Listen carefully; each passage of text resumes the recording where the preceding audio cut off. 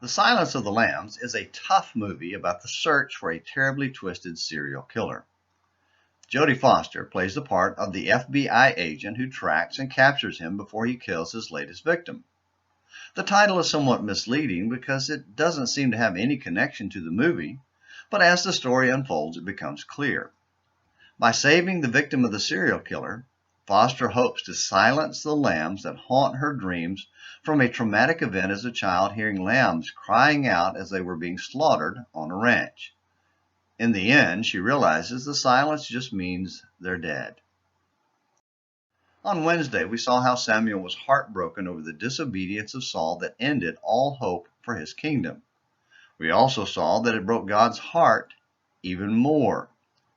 And until we understand that, we simply cannot appreciate the serious offense of our own sin. Now, admittedly, the command to Saul was tough, but very clear. Destroy every man, woman, child, and animal from Amalek. Yes, you heard correctly.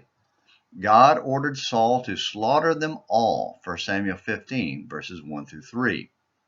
Even reading about it makes me flinch. And please, no lectures from atheists, life is meaningless if you're right, or any pro-choice proponents, since you support the slaughter of unborn children. But it was what God had ordered, and who are we to question God?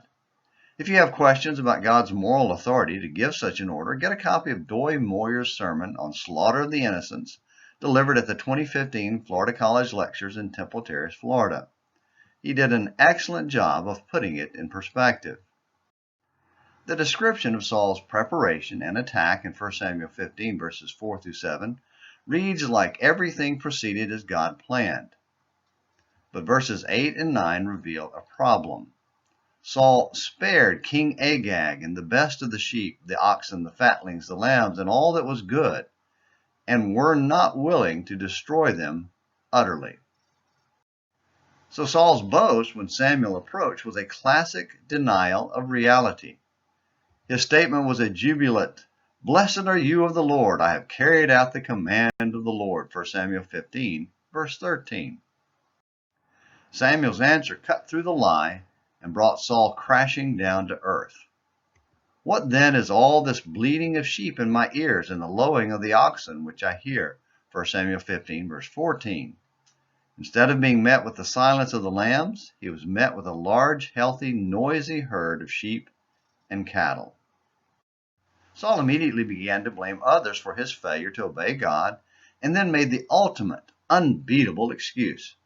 It was all done so they could worship God, verse 15. You know, we're no better than Saul in today's world. Anything and everything man can conceive of is justified as worship. In reality, that isn't worship of God, but of our own sensual desires. Just like Saul and Israel were not willing, people today are not willing to do the will of God. Of course, when we disobey God, we create all kinds of reasons to justify our disobedience and silence our own conscience. But God is never fooled, and He always has the last word. What will that word be to us? Well, thanks for watching Morning Minutes in the Bible on Sensual Service Saturday. Until tomorrow, this is James McClenny hoping you have a great day.